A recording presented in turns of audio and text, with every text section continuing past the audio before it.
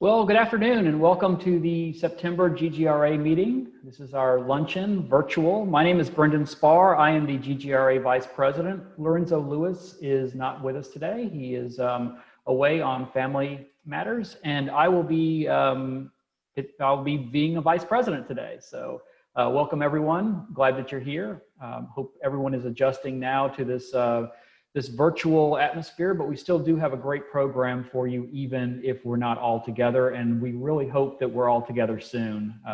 We have been having discussions with the Gwinnett County Sheriff's Office, and as soon as the public emergency has been lifted, we assure you that we will be back in the jail and back to normal as soon as we can. So let's go ahead and get started. What we do every meeting is we go ahead and get announcements from any reentry organizations out there. So if any reentry organization has an announcement to make for us, go ahead and say so in the chat, or I'm kind of watching the video monitors as well. You can kind of raise your hand and wave and everything if you've got an announcement for us. Give everyone a few seconds to... And right now I am producing the show and also hosting the show. So I'm doing double duties. So I apologize if I don't get to you right away. But let's see. Looking for some hand wavings or anyone that has any announcements for us today. And if you do have an announcement, you can say so in the chat and I'll get back to you as soon as I can. All right, so it looks like we don't have any reentry announcements, so I hope everyone is doing well and you know that everything's going great with your organizations. And again, if you do have an announcement, go ahead and say it in the chat and I will break back in and talk to you about it. Hey Brandon, can I jump in right quick, Brandon? I just want to first of all thank good to see Renee Snead, the Department of Community Supervision, on board here. And and so it's good. I'm only seeing your picture. There might be some others that are there. But welcome DCS. God bless you so much. Also want to give an announcement about Safe Staffing. Safe Staffing is still hiring some positions in landscaping. We're paying $12 an hour. It could be $12.50 an hour. And all you have to do is go to Safe Staffing Inc. I'll put it in the chat, safestaffinginc.com, and you can apply for that position, or you can pass that on to someone who would like to apply for that, any returning citizen. Okay, thank you. Great, thanks Lee. Lee Robbins, who dedicated his service for so many years in the reentry division of DCS, and now he's off on his own doing safe staffing and a lot of other great ventures for the reentry community here in Gwinnett and beyond. So thank you, Lee, for all that you do. Anyone else have announcements? Just feel free to just jump in, unmute yourself, and that's probably the easiest way to do it. Just go ahead and jump on in. Hey, I can speak. Go ahead. Hey, so I'm Amanda with Navigate Recovery Gwinnett. We are a recovery community organization here in Lawrenceville, Georgia. Our sister organization that many of you may have heard about, Lightweight Recovery Wellness for Women, is now open.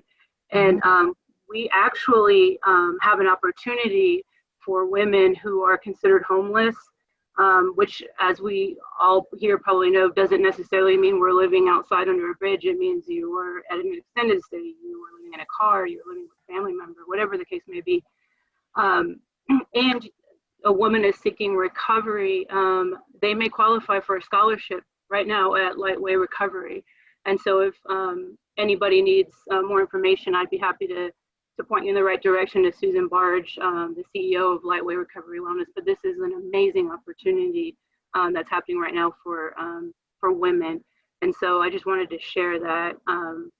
As well as Navigate Recovery, we are open and we are doing our meetings, recovery coaching and things like that. The biggest thing for us coming up this month, now that it's September, is our 5K, which will be September 26th, and I can put more information here too, but it's just a day to celebrate recovery and with individuals who are in recovery, individuals who have lost people, and just our community that supports recovery. So just wanted to share that. Thank you.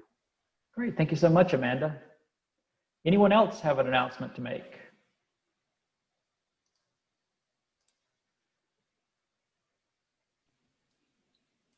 Well, feel free to make your announcements in the chat if you, or, you know, we can break in at any time with announcements. That's what we're here for, is to learn more about the organizations and what you have going on. So with that, we'll move on to the next agenda item. It's a little scary. It's about scams. Scams are on the rise in the wake of COVID. I run a consulting company called Chrysalis Consulting, and it's an IT security and consulting firm. And what I've noticed over the past few months is that scams by email and by text message are on the rise, and they're actually hitting some people that are close to home to us. That it's a little scary. You think that you wouldn't fall victim to one of these, but they're getting very sophisticated. So I wanted to take a few minutes, even if you think you're really up to date with the scams and that you would never get tricked and fooled, never say never. These are pretty crafty.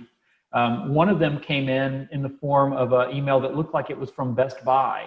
And the gentleman opened the email and it said, you know, your gift card's been activated. And of course, he didn't order a gift card, but it intrigued him. And he said, well, maybe I'm getting a free gift card as a promotion from something I just bought. So it had a phone number, and he called the phone number, and it was somebody probably out of country that walked him through connecting to his computer. And once they were on his computer, they logged into his online bank account and took a lot of funds out of the online bank account. So these things, red flags are, if you get an unsolicited email from somebody that you don't know, just delete it. If they really need you, they'll email you again. They'll call you, you know, just delete that email. Never let anyone that you don't know into your computer. If they ask that this is the way that they need to do the transaction or whatever, don't let them in. That's a huge red flag, because they could keep coming back. They could put their claws into your computer and then just keep coming back in. So never, unless you're hiring a consultant or hiring Best Buy's Geek Squad or something, never let anyone into your computer to give you something for free or whatever. And then by text message, over the last week, I've gotten these 3 text messages this is from my phone over the last week. It says, you have cash waiting, with a link. That's probably going to let somebody into your phone or into your computer or something. Don't click the link. New rules of the road have motorists worried. Well, you know what? If I really needed to know that, I'd go to CNN or AJC or something. You know, I'm not going to go click a text link. And then there's $750 that requires your attention. It expires tonight. Yeah, all those things sound too good to be true, and they probably are. So if you get any kind of unsolicited email or text, just delete them. These phishing attempts are on the rise because people are looking to make money.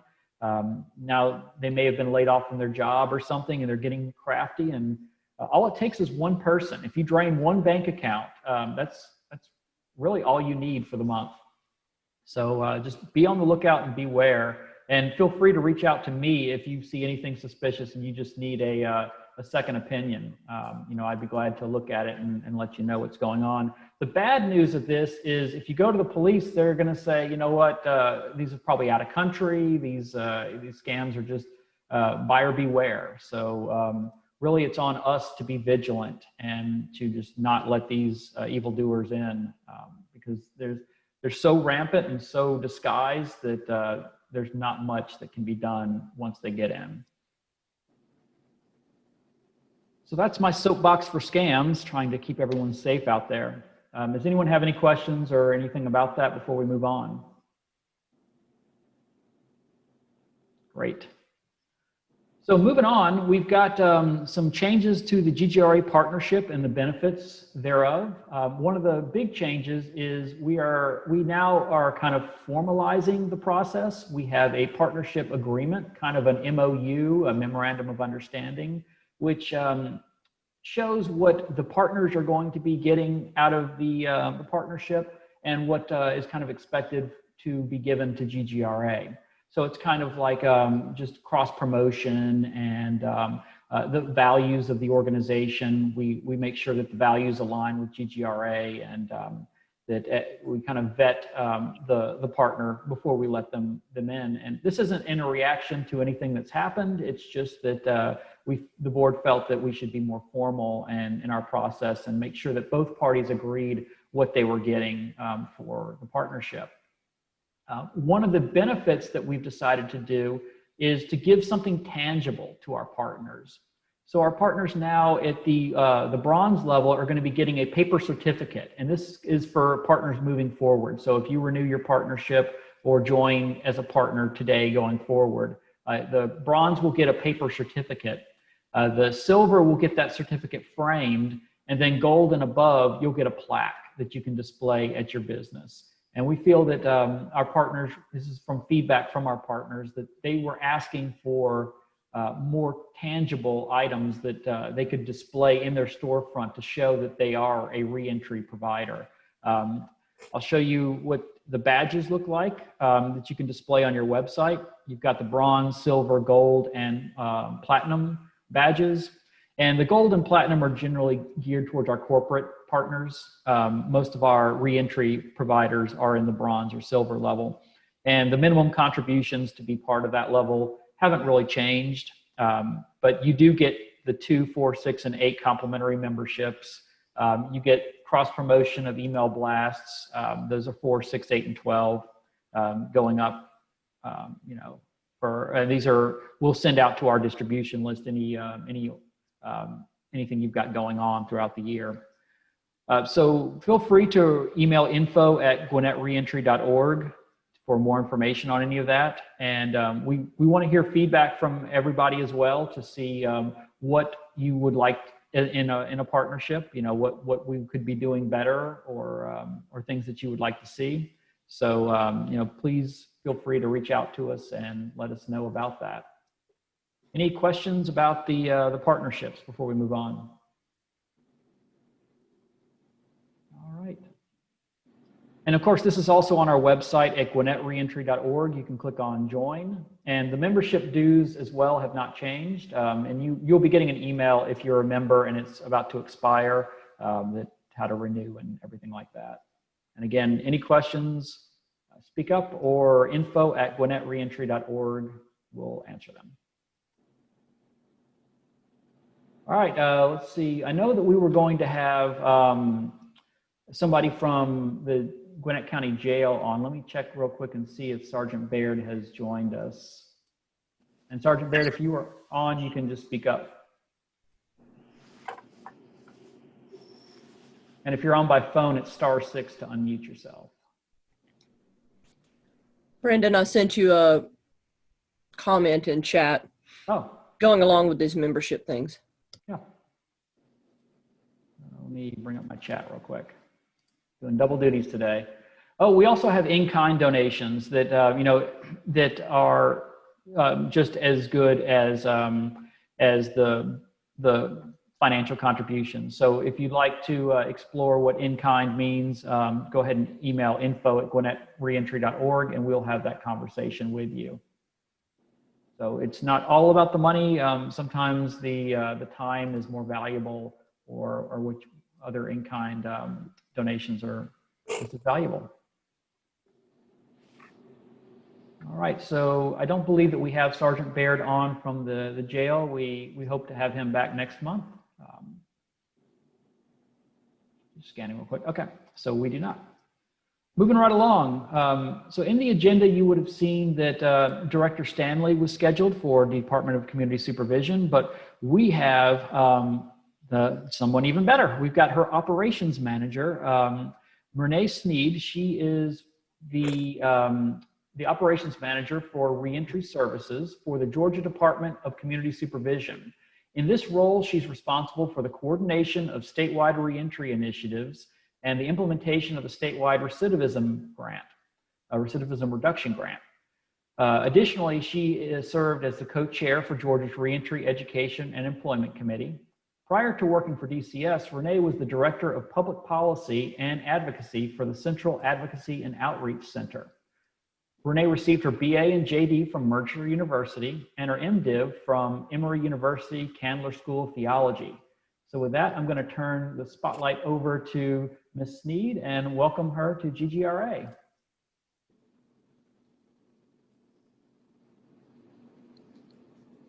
Great. Thank you so much, Brandon. I am glad to be here with everyone. I loved the video, and it was really great to see a lot of people that I have worked with throughout the years of doing this reentry work. I am one of 2 operations managers for the Reentry Services Division for the Department of Community Supervision. And I actually cover the east side of the state, which includes Gwinnett County. And Mary Elliott is the other operations manager, and she covers the west side of the state. So this is great to join this meeting, even though I know some of us are on Zoom overload.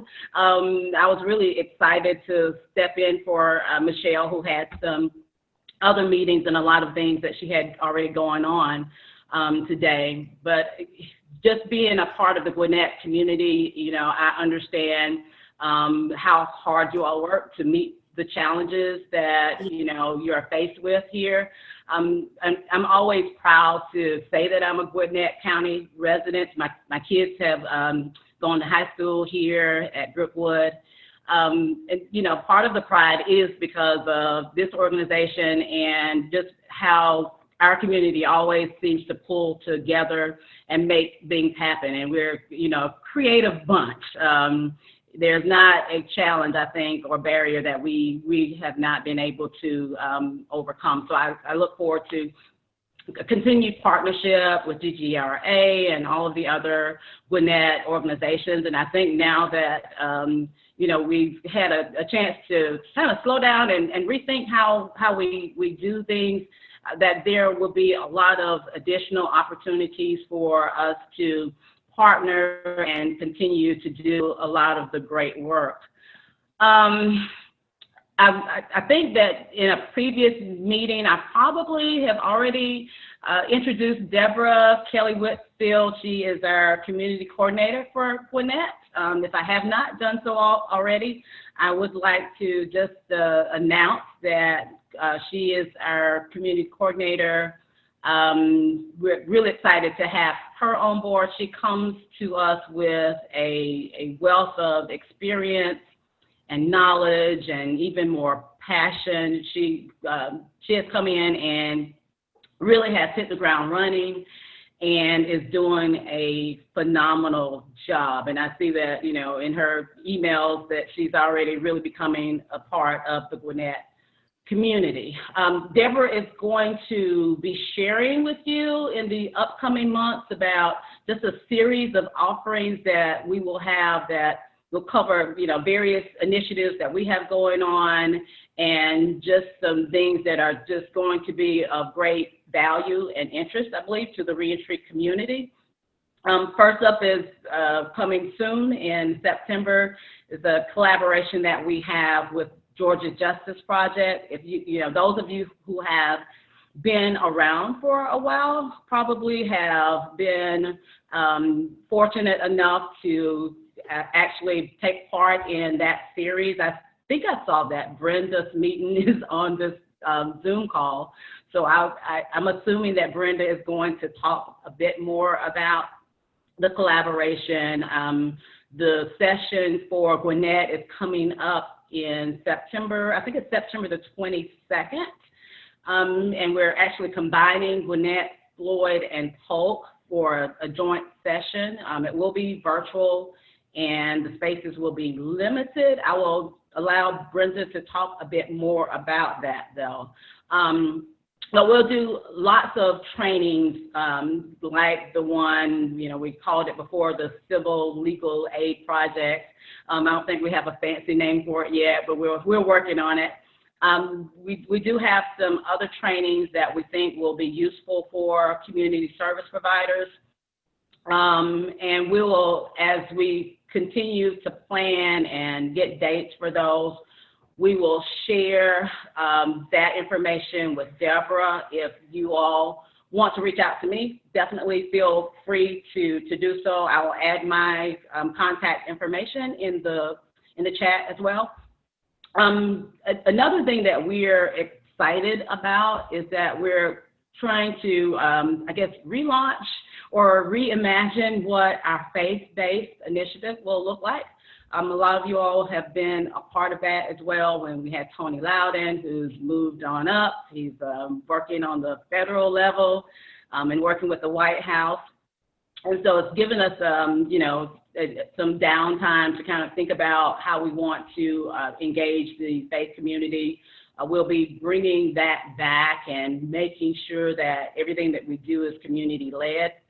We are partnering with Emory and with ITC, which is the Interdenominational Center, to help us to launch some things. We're actually going to start in DeKalb County. They've already started meeting, and Emory and ICC will also provide some training and get a lot of input from our faith community as to what things would be helpful for you all, but also give faith community, you know, more opportunities to network, share about what they're doing, learning more about our agency and other agencies, and some of the barriers that I think some of the barriers that our service providers are typically confronted with. I think sometimes it's because we don't always have an understanding of, you know, the bureaucracy and, you know, all of the things that it takes to move something through a state agency. So we want to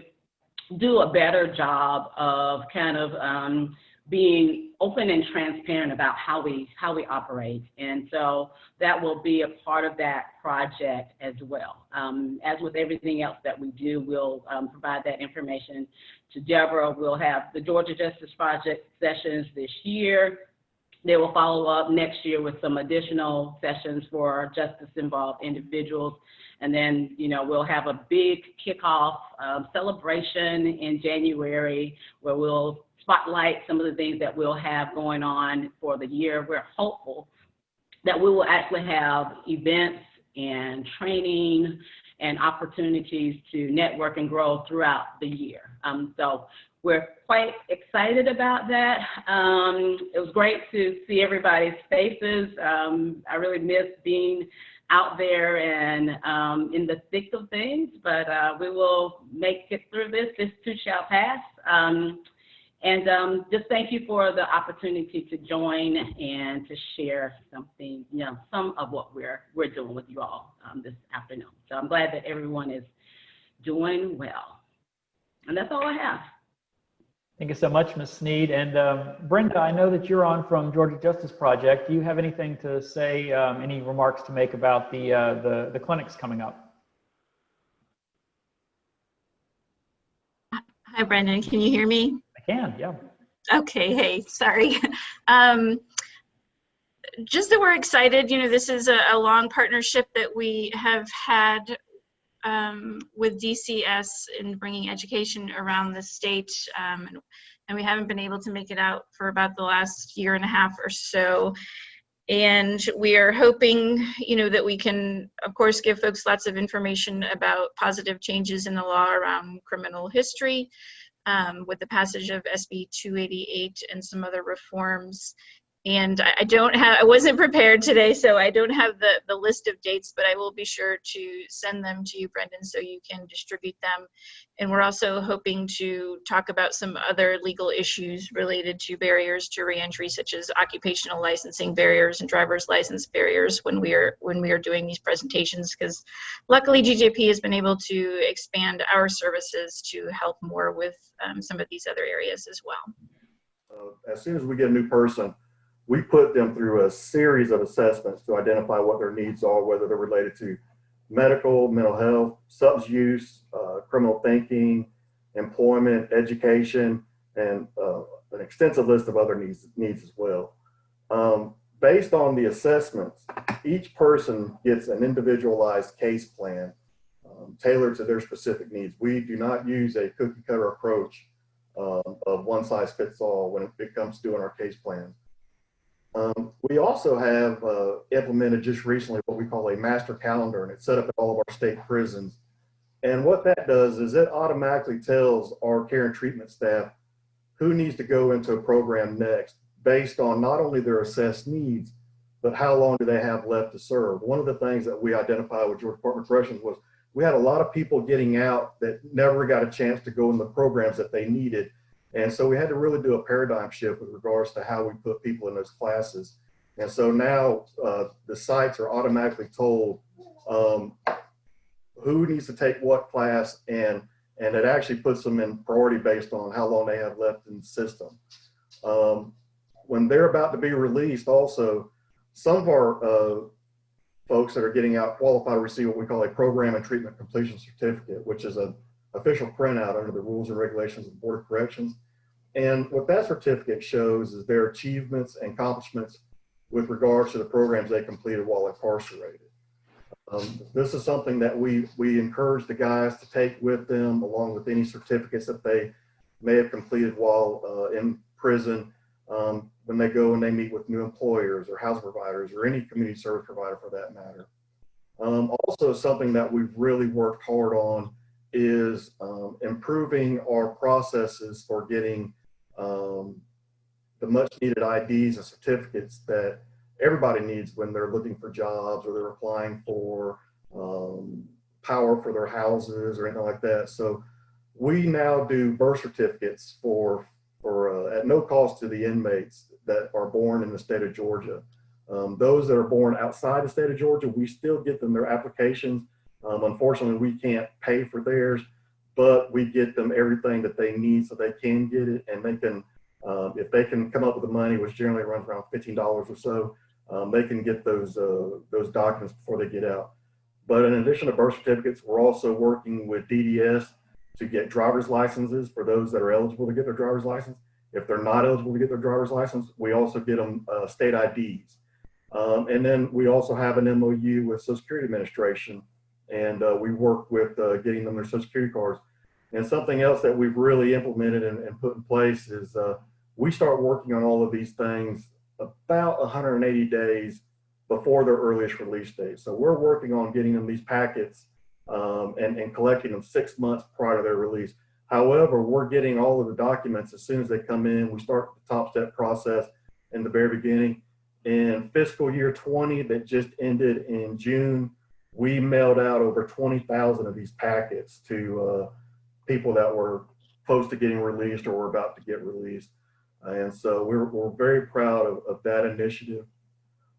Also, something else that we just started doing with Georgia Department of Corrections is we implemented a new initiative for the agency to identify resources that are focused on the post-release needs of people who were close to their maximum release date or tentative parole month. Like Department of Community Supervision's initiative, these resources cover employment, job skills training, housing, counseling services, financial assistance for family and children, and mentors and faith-based organizations, and any other service that can help with the transition from prison to community. We wanted to implement this program because it keeps us in line with Georgia's reentry initiatives and also with the federal second chance initiatives that President Trump has implemented. And we also want to find employment and housing resources that our counseling staff needs when they're working with our population, but because their caseloads are around 300 or so, they just don't have the time to go out in communities and find those. And so this was a way that we felt we could really help our staff that's inside those prisons that are just really doing the best job they can with the large caseloads that they're working with. The main focus of our initiative is, of course, collaborating with as many agencies such as state, federal, local, faith-based, and nonprofits that we can. Currently, we're developing a database to store these new resources and be able to share them with the field. The new resources will be available to both the counselors as well as the inmates through what we call reentry assessment centers. We used to call them career centers. We recently changed the name to reentry assessment centers, but these centers are set up so that we can teach these individuals interview skills, how to create a good resume, help them with job searches, how to do a job search, really help them with some of the soft skills that they'll need when they go to work somewhere. And also, we're developing a database where not only can the counseling staff and the people within our facilities look for jobs, but also kind of like a job board where the employers can look and see potential applicants out there. We're developing a database where employers can look up people who are getting out in the next 30 days or so and see who's going to be coming to their county and who have the job skills that they're looking for, whether it may be diesel mechanic or welding or something in the food service industry or things like that. Lee was talking about landscaping. On that list, if they were doing an outside detail like landscaping, it'll show that. And the people on the list have received certifications, not through Georgia Department of Corrections, but through the Technical College System of Georgia. And it's either going to be a vocational certificate or an OJT certificate. And the only difference is the vocational has a little bit more classroom time, and the OJT, like the title says, is a little bit more hands-on training. But you know, they're both very valuable certificates that they receive. We've also had some employers say, well, you know, I like that, but I also want to see what else they've done with regards to changing their mindsets. And so on that list, we can also show the people that have gone through programs for substance use or criminal thinking or anything of that nature, to show what they've been doing to try to better themselves while they were within our system. So right now, what I do is I send that list out manually once a month. But once we get it up and going, anybody that's working with us can go and look at that list at any time to see the folks that are on there that are getting out for the next 30 days that have the skill sets that they're looking for. So, you know, the main goal that we have is to set up linkages between those that are getting post-release and the service providers. We know that those first few weeks when they're released, as we all know, that's the most crucial time for making sure that they have employment, a decent roof over their head, that they have all of the needs that we can possibly meet, because we know if they don't, a lot of these individuals are going to go back to what they're familiar with, and that's getting money the wrong way and getting those needs met the wrong way. And so we want to really connect them with these service providers before they're getting out, rather than waiting until after they're getting out. Since December of 2019, we haven't even done this a full fiscal year yet, but just since December of 2019 to June 30th, we've identified 219 new resources for our population. We've done 271 job referrals that were shared with them also in fiscal year 20, or the last half of fiscal year 20. We've already doubled that number for fiscal year 21, and we're only in the second month. So we're very proud of what we've been doing as far as improving some of the strategies we've been doing with our reentry. I would love to talk with anybody online who'd like any more information. So what I'll do is I'll put my email address in the chat. And like I said, if you'd like more information, if you'd like to be added to one of our lists, by all means, just shoot me an email. I'd love to talk with you. And once again, thank you for this opportunity to talk about what we're doing with Georgia Department of Corrections. We really appreciate organizations like yours, the boots on the ground that are doing the work, and anything that Georgia Department of Corrections can do to be a good partner to you, we definitely want to be. Thank you. Thanks, Larry. I had a question for you real quick, though, if I could. With COVID-19, how has that impacted the vocational and kind of certificates and everything going on? Are there still classroom education going on in the Department of Corrections? So a lot of the classroom education has really been reduced. We are really trying to get a handle on making sure that this COVID doesn't spread. So right now, since March, when this really started breaking out in Georgia and around the nation, our classroom has really kind of reduced. But what we're trying to do, as soon as we get back to some sort of normalcy, you know, we'll start this classroom. But I can say this: I just got a 30-day list from our IT section, and of the people that are getting out in the next 30 days that have completed a vocational or OJT program, they have received a combined of over, it was about 600 certifications that they've gotten. And that was just a vocational OJT. That doesn't even count like the substance use, criminal thinking. So right now, you bring up a great point. Our classrooms have really slowed down, but the people are getting out. It looks like most of them have already completed a lot of those classes. And so, you know, they were close to getting out anyway. So right now, yeah, our classrooms, we've really had to do a lot with regards to social distancing and trying to get a handle on not spreading this within our facilities. Looks like Bob Harsh has a question for Larry. Go ahead, Bob. You can unmute yourself and ask away. How long after they're released from prison can they get your services? So our services are generally for pre-release, and Ms. Snead with Department of Community Supervision, they have community coordinators around the state that work a lot with the post-release. However, a lot of the information, we really want these guys to have skin in the game. And so what we do is any job resource or housing resource we have, we share it with them so that they can go ahead and start working on utilizing those resources, getting things put in place before they're released.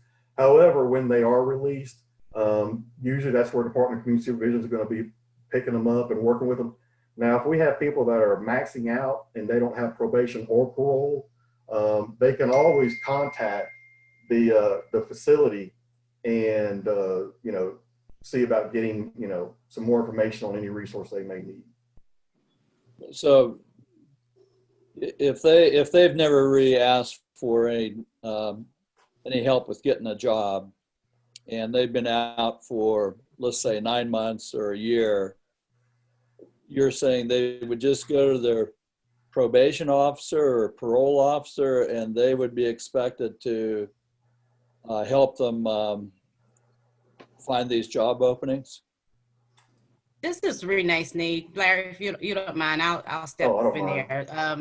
Yeah, the Department of Corrections, they do great work and try to help with that initial part of the transition from prison to the community, like Larry said. Once they are released from prison and they determine where they're going to parole out to, generally we may have a community coordinator. If it's one of the 17 sites, which we are calling reentry sites now, they will have a community coordinator, and that person will work directly with them to help to make sure that they have resources. Gwinnett is, of course, one of our reentry sites. So we will work with individuals who are recently paroled. We will work with those who have been out for, 1 year, 2 years, 3 years. It doesn't really matter. If they have a community supervision officer, a lot of times that community supervision officer will also work with them to make sure they've got the employment, the housing. If they need some skill development, we have lots of job readiness classes as well. We'll do some COG skills. They have access to our counseling staff as well, because I think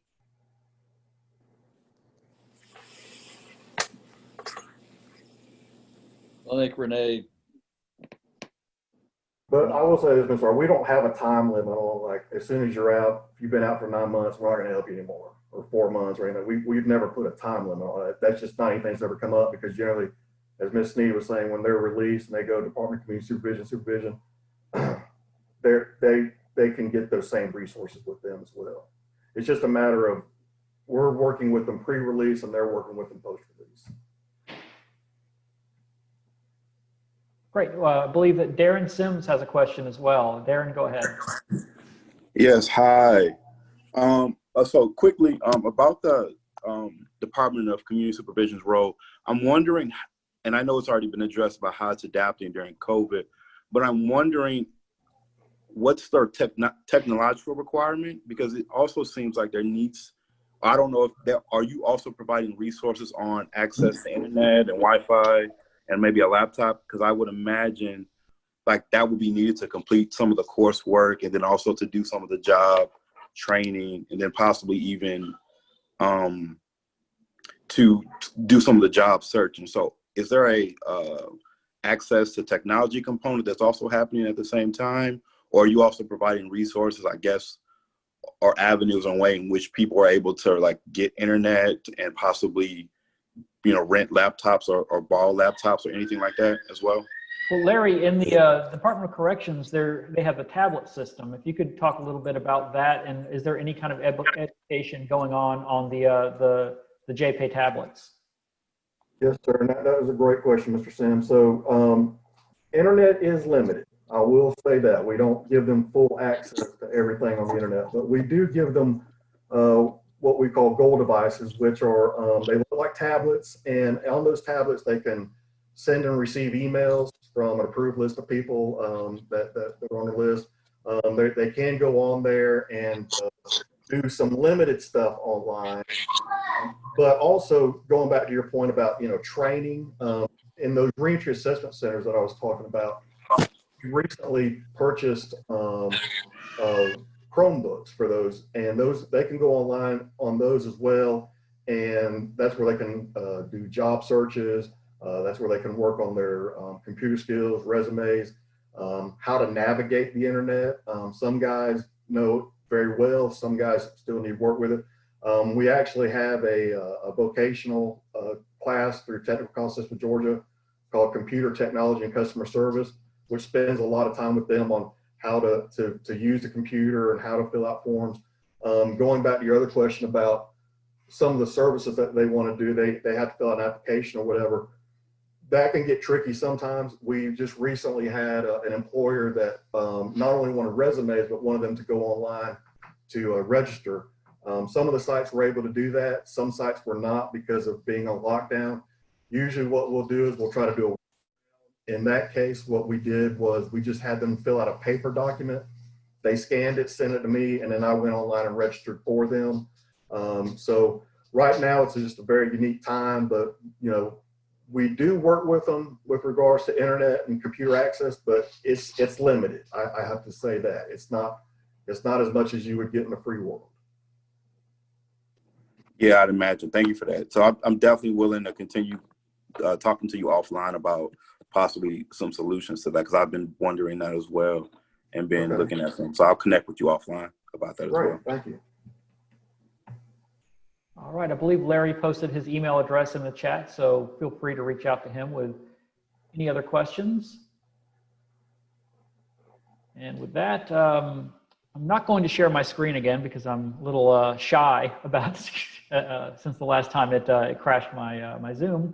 So now is the time for Have a Need, Meet a Need. So if anyone has a need, any reentry service provider or anyone looking for a service provider has a need, go ahead and unmute yourself and speak up, and we'll see if we can meet that need.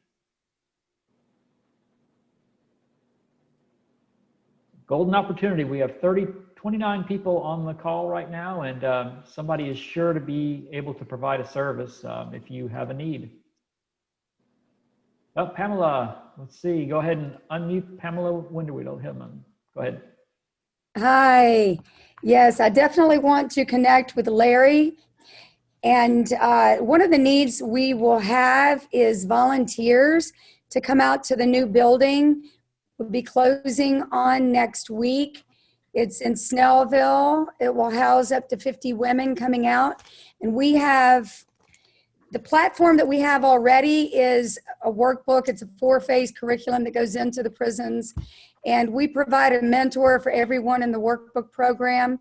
And it's done through email and video visit and telephone calls. And we want to really hone in on those who have been in the program in the prison to come out to our facility, which will house up to 50 women. And we provide everything. We provide 25 different programs that will be at the center. We also have a resource center. We'll have a COVID relief center as well. So we have a lot of things, but we will need some volunteers to come in and help us with cleanup and just some different rehabs that we have there. And we're looking at maybe within 3 weeks to do that. Very good. So that's exciting news. And it's lifechangerslegacy.org. Lifechangerslegacy.org. I'm Pamela Hillman, and you can ask for Terry Bell or myself. And my number, I guess I could put it in the chat, is 678-768-1978. Again, 678-768-1978. My email is pamela@lifechangerslegacy.org. Thank you for that, Pamela. Thank Does you. anyone else have a need that needs to be met? If not, we will move on. Any other community announcements? Did I miss anyone earlier that may have an announcement? Just go ahead and unmute yourself and speak up. This is maybe not an announcement, or y'all may be planning to officially announce it it's later, but I'm going to be kind of heading up the planning of the symposium next April, since Brendan and I had to pretty much, just grab that bull by the horns this past year. So I learned a lot, and I may be reaching out, or we may make an announcement in the next few months of anybody else who wants to volunteer to be on a committee. Although I don't know if I'll need a committee as much as I'll just need to make connections with people to contribute in the setup and the running of the whole thing. But I'll be point person on that. So. And that's a really great point. We need to start thinking about the 2021 symposium, Better Chances Symposium. We have decided to move it to April because April is traditionally Second Chance Month in Georgia. We're tentatively scheduling it for April the 9th. It's a Friday again. Venue to be announced. We've heard that GGC is currently using that large venue space for classrooms right now. So we don't know if we'll be able to get that. And also we don't know if we'll be able to meet in person in April. So we're looking at maybe a hybrid model or just totally virtual. And that's the exciting time of being on this planning committee. You get to help us make those decisions and figure this out as we move forward. Looking for a great keynote speaker, and also keep in mind, we instituted the Second Chance Award that Governor Nathan Deal, former Governor Nathan Deal, accepted. He's not going to be coming back to accept it again year after year. We're going to be giving it to a returning citizen or returned citizen that is very much deserving of the Second Chance Award. So if you have any nominations or want to explore that, please email info@gwinnettreentry.org, and we'll be making more announcements about that in the coming months. So I guess that's a great transition into what we're going to be doing for the next couple of months. October, we will have a virtual meeting. November, we will probably have a virtual meeting as well. And then December, we're going to take the month off of December and meet back in January. So that's kind of what's going on now. Next month, you're going to, as soon as you see the email come out, you're going to want to register right away. We're going to have another in our Conversations with the Candidates series. And this will be both candidates that are running for county sheriff, for Gwinnett County Sheriff, have confirmed, and working on getting the district attorney candidates. We've gotten one candidate and waiting on confirmation from another. And then we'll have both the district attorney and sheriff candidates for the November election. That's going to be on Wednesday, October 7th at noon, and it'll probably run long. So you might want to adjust your calendar from noon to about 1:30 to allow for both conversations to take place. So that's Wednesday, October 7th. You will see some information on the website and on your email as well. We'll probably have a YouTube overflow room because I guess that with this level of interest, there will be a lot of people on it, hopefully. So Wednesday, October 7th, mark your calendars, GGRA's Conversation with the Candidates. And does anyone have anything else, or else we'll adjourn? All right, well, we made it. Thanks everybody for coming today, and we'll see you back here on Wednesday, October 7th. Take care.